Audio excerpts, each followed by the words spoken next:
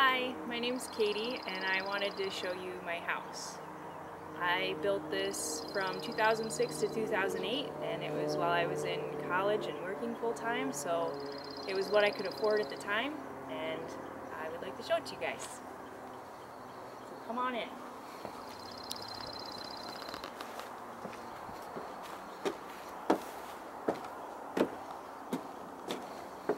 So it's cedar shake on the outside, which was the cheapest real wood finish I could do on the outside. And then I built this door by hand. It's pine tongue and groove with cedar scroll work on the front. And this was a window that a friend built and gave to me. So now we'll head on in. Oh, I built this door 6 inches thick. You can see here because we live in Fairbanks, Alaska, and it gets 40 to 50 below here every winter, so I wanted to build it really efficiently.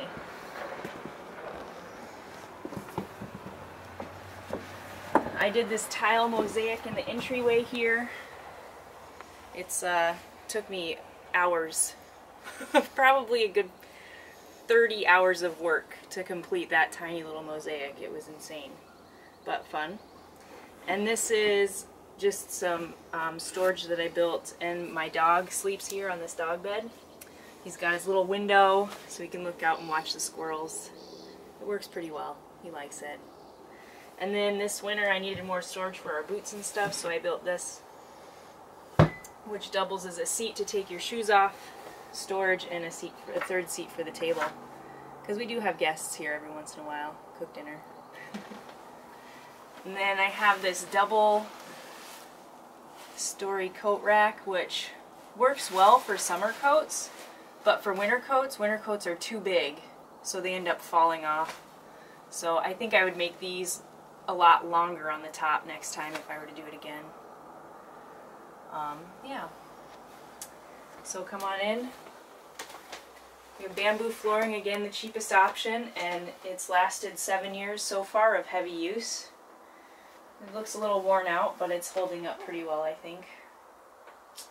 And then these are cherry cabinets that I built with birch plywood countertop with just like that bar top that I put on it. A 24-inch stove, which has worked out great with like a good size oven. So you can pretty much cook anything you want to in here. I did a full fridge because I like to cook, and a bar fridge just doesn't cut it. Here it's very common to live without running water, so this is a waterless cabin. So we fill our blue jugs at the water wagon or at the local springs, and then just haul them in by hand. And then I built this little stand that's kind of rickety, but it works, and this little gravity tap that makes it hands-free to use the sink, which is nice. And these are great. So it's a 3-hole sink, and I got this little inset soap dispenser, so that's dish soap, and I've got another one here for hand soap that I'm going to put in soon. Yeah.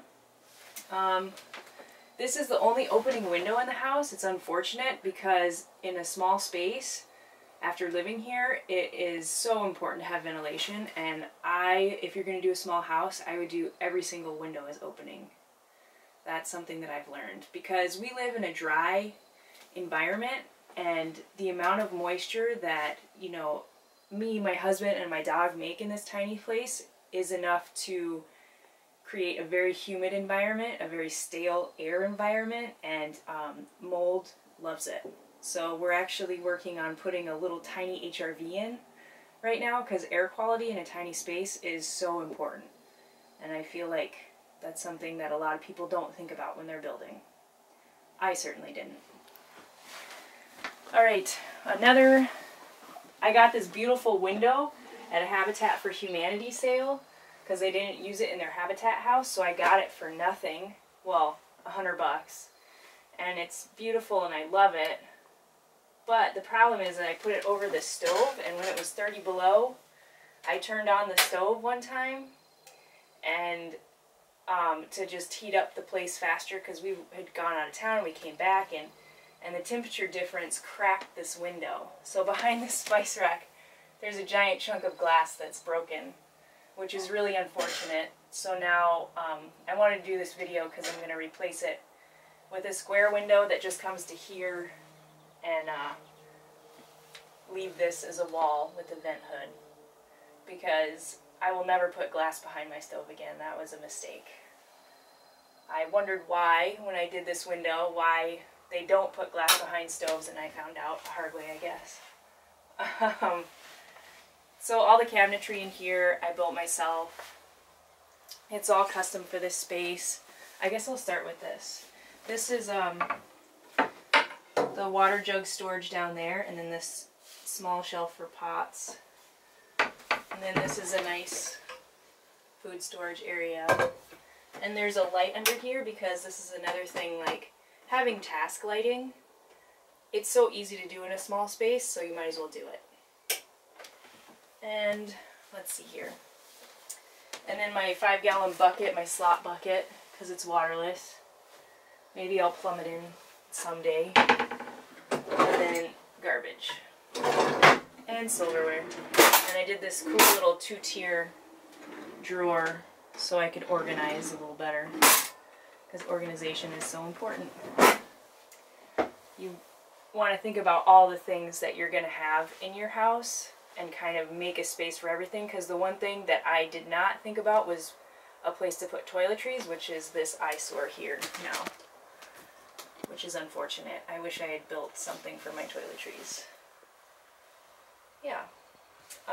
The bed here is another custom piece of furniture. It's kind of like a boat bed, so it's got these slats, if you see, that slide against each other, so it pulls out and actually becomes a full-size bed. So it does actually work quite well, but we kind of have it jerry-rigged right now because we got a different mattress that's really stiff. We had a more supple mattress that worked really well, but we got to figure something else out for that. And then there's 6 big drawers here that fit all our clothes, all my husband's and my clothes. And then this little bookshelf is pretty cool. It pulls out, and there's a bunch of like storage for things that we don't need to get to every day, but we don't want to freeze. Alright. Now, these stairs were an afterthought so my dog could get on the bed, but they're really great. I use them all the time too. And they are obviously storage as well. One thing to think about is dirty clothes storage, so this became dirty clothes hamper, because that's something that people forget about, I feel like. Alright, this is the dining and office area. We have this custom little shelf for all our dishes since we needed more food storage over there. I ended up building this as an afterthought, and it works really well.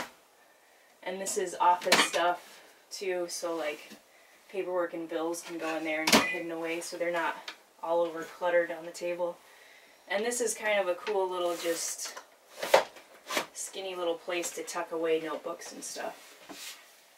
And then this table, if you wanted to do yoga or something, which I had a thought that that was something that I was going to be interested in doing, I made it so this table flips up and stores away, so there actually is quite a bit of floor space if we wanted it. And these chairs stack. So yeah. Let's see here. A couple other things. So I do, this is a very common heater in Fairbanks. This is the Toyotomi Laser 30. It's an expensive little stove, but this thing is awesome. I have to get it serviced every couple of years for 150 bucks, but it works really great. I've had no problems with it really, and we use less than 40 gallons of fuel for a winter here. which is really unbelievable in Fairbanks because nobody uses that little. What? How many square feet is this? Okay, so this is a 12 by 12 cabin. It's it would be 144 square feet, but the walls are 6 inches thick, so it's really 11 by 11 usable space on the inside, so it's like 120 square feet, I think. And it works out pretty well. This is a new addition. This is a HEPA filter that we got this year because we were worried about our air quality in here because it really was not ideal. And we also got this dehumidifier because, as I said before, we were having some pretty serious issues with humidity. But since we've gotten those two things, our air quality is a lot better, and then I think when we install the little HRV, it'll get a lot better. Which, I mean, our fuel costs might go up by like, I don't know, 10 gallons a year or something. But we'll see. Yeah. Let's see, what else can I talk about? Oh, this is my guest bed. When I was building this place, I did a trip to Mexico and I bought a hammock and slept in it while I was building this, so I just boxed out the hammock hooks that I had put up in here when I was building it because I thought it could be a guest bedroom. I have yet to use it. 7 years, I have yet to use it. Yeah. So that's pretty much it. There's an outhouse out back and 8 by 8 shed. So everything rotates in and out of the shed seasonally as we need it because this is so small. But it works well. We live here quite comfortably. Thanks a lot. I hope you enjoyed it.